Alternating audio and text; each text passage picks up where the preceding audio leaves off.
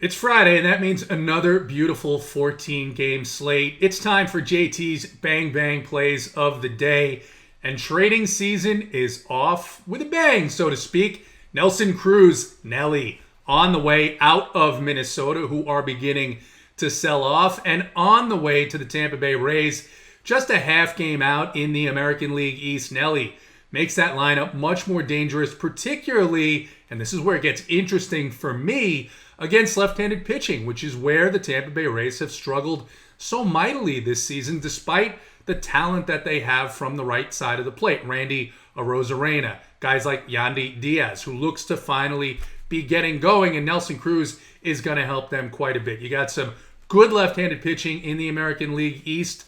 You've got Eduardo Rodriguez on the Red Sox, Steven Matz, and Hyun-Jin Ryu in Toronto, and Jordan Montgomery even is okay for the Yankees, and I think this move makes them a much, much better team. And it came just in time because yesterday, about midday, I said, hey, it doesn't make any sense, but I think Andrew Heaney's going to have a big game tonight. And sure, no Mitch Garver, no Nelly Cruz, whatever, I don't care. Yeah, that helped. 7 innings pitched, 7 Ks, 2 earned runs, and the win for my guy Andrew Heaney last night. You absolutely love to see it.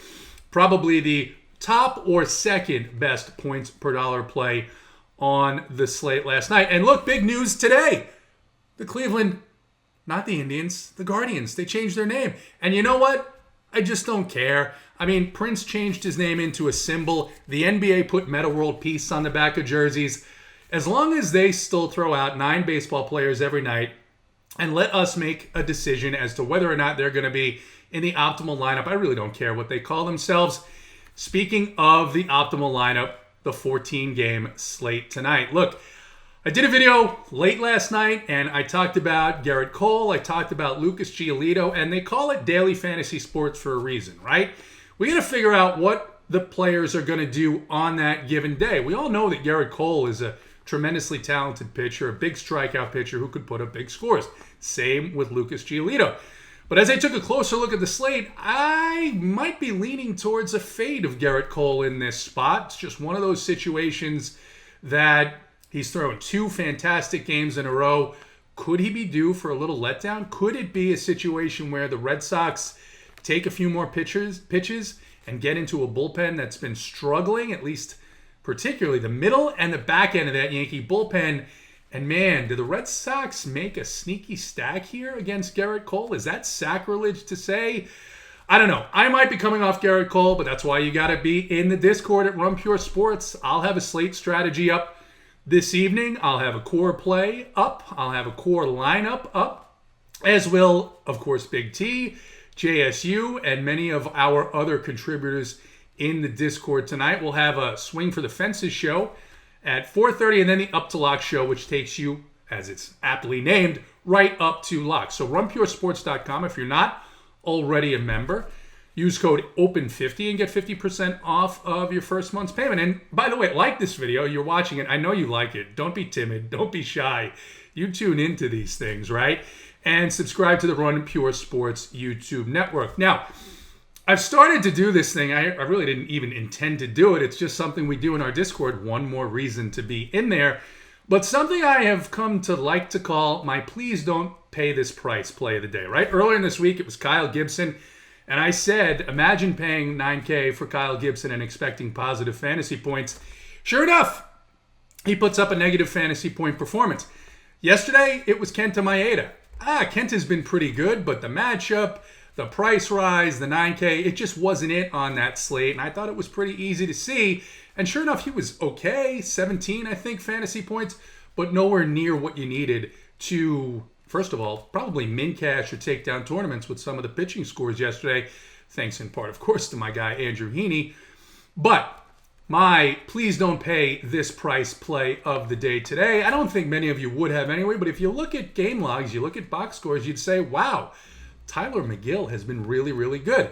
Home matchup against the Blue Jays. People are going to say, that park, the park is what it is, right? I mean, the Wilpons had no money. They said, hey, back, put those fences, move them 200 feet back, and we'll just hit infield, outfield to our minor leaguers 8 hours a day. See if we can win baseball games that way. Turns out you can't. You have to actually have an offense. But anyway, I digress. I don't think Tyler McGill is the play here. Wouldn't have thought it if he was even at his cheaper price point. So let's just eliminate Tyler McGill from our player pool. I'm going to talk about 3 guys whose matchups I kind of like. And I'm going to start with a guy that I didn't particularly love when I first looked at the slate, but the more I look at it, I think this is a spot where he can have an upside performance. And that's Zach Wheeler against the Atlanta Braves. Everyone knows I am a fan of the Atlanta Braves, but without Marcell Ozuna for the last couple of months, without Ronald Acuna, the back end of this lineup is just a little bit more challenging for the Braves to have that sustained success. They did win last night, but even Matt Moore, yeah, he gave up the grand slam, he gave up the home run to Arcia, but he still had a bunch of strikeouts and had some moderate success against this team. And I don't think that they're going to be any match for Zach Wheeler tonight. Zach Wheeler 9-8 at home. He's pitched well all season long. I think he's going to be the guy. Like I said, things could change. But I think right now he's going to be my number 1 guy looking at the way this slate plays out. Another guy that I think we have to look at that hasn't been, man, it's not fair to even say he hasn't been nearly as good. He's been almost downright bad in most of his starts of late, even starts where he should dominate, but I think you just can't ignore the difference between this Marlins team with all of their injuries lately and as much as they have been striking out this season. And Joe Musgrove gets a matchup. He is 8-4 on DraftKings. The game is in Miami. It's another park that suppresses runs. Of course, it's a humidor park, as we all know. And I think this is a really good matchup for him. Not sold on whether or not he's going to be in 40% of my lineups or just 20%, but I think this is a spot where we can look for Joe Musgrove to get right. Interesting spot for a potential pitcher's duel, but look, I'm just much less interested in pitchers against the San Diego Padres. The third guy that I'm going to look at here today is a guy who's had his ups and downs. He didn't even play last season, opted out, but with the injuries that the Los Angeles Dodgers have had, Dave Roberts has had no choice but to try and get this guy right, get him stretched out. He pitched against the Rockies last week, 4 innings pitched, 4 strikeouts, did pretty well. I expect at least another inning here, maybe more, given the bullpen woes that the Dodgers have been having, and with the Colorado Rockies coming out of altitude, going into Dodger Stadium, I am going to like David Price here at 6.3 on DraftKings as a potential SP2 against a Colorado Rocky team that is dreadful on the road. It's amazing what the Rockies do. They win almost all their games at home and they lose almost all their games on the road. And in particular, I like targeting them the first game out of the so-called friendly confines of Coors Field. So for now, Zach Wheeler, Joe Musgrove, David Price, 3 guys that I am going to be looking at. And sorry if I almost vomit. Rich Hill has been traded to the Mets. Good job, Mets. Oof. Let's talk about offense. Let's talk about offense on this 14-game. What are they doing? 14-game slate. Let's start with the Detroit Tigers. That's right, the 47-51 Detroit Tigers. Look, they have a chance to make a move here to potentially get into contention for the playoffs. I don't expect them to get there because they play in a tough division. They've got the White Sox in front of them. They've got the Indians in front of them. But man, I mean, even their GM has said, look, we're building. We're not rebuilding. We're not going to trade off these pieces. And have they been smoking hot? What a job by A.J. Hinch, by the way. 1-7 in a row, on fire out of the break. And they get to take on Chris Bubik in a hot, muggy, wind-blowing out Kauffman Stadium in Kansas City tonight.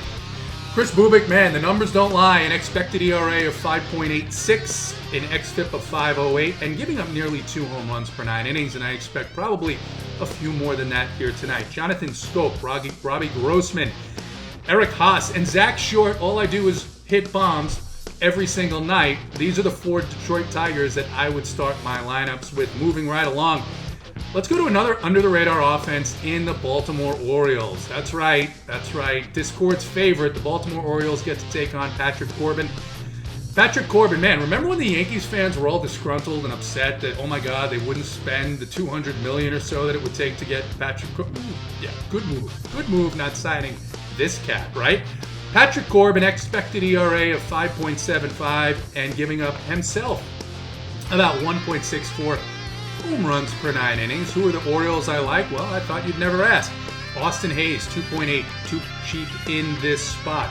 Ryan Mountcastle, tremendous talent for just 3.8. Ramon Urias, 2.8 as well. Seems like the DraftKings algorithm just said, slap 2.8 on everybody here. We'll get to the other teams. And then Pedro Severino, again, just 2.8. I like this spot for them against Corbin and what is a seemingly tired and somewhat back down to earth Washington Nationals bullpen. Other spots you can look at. Look, I don't have to tell you that it's Chi-Chi Day. It's Chi-Chi Day. The Dodgers get to take on Chi-Chi Gonzalez. The concern here, obviously, Max Muncy is out of the lineup. Not concerned that they don't have fill-ins that can, I guess, fill the gap against Chi-Chi Gonzalez. But you do worry about Dave Roberts and the pinch hit bug and how's he going to maneuver that lineup late in the game, especially because they just lost a bunch of games to the Giants. They're teetering on the edge there. Now, 3 games back in the National League West, but look like they're going in the wrong direction with Kenley Jansen just absolutely sputtering. So you never know what Dave Roberts is going to do.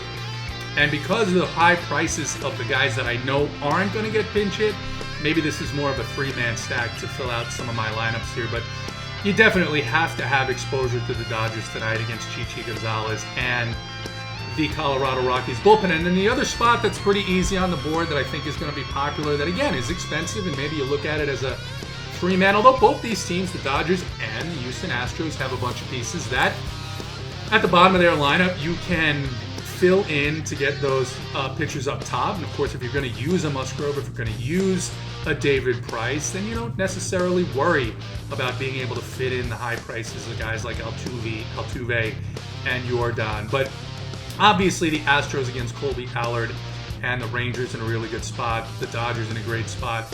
But my preference to start with, as of right now, is looking at the Tigers and the Orioles to start my lineups. That's it. That's it for JT's Bang Bang Plays of the Day. If you enjoyed the video, then like it. Don't be shy. If you enjoy all of our videos, our live shows, our free shows that we provide to you every single day of the week, except Saturday, we do take one day off to rest and spend some time with family. Who am I kidding? We're all in Discord. But use code OPEN50, runpuresports.com, get 50% off of your first month's payment. Good luck tonight. Run pure in these contests.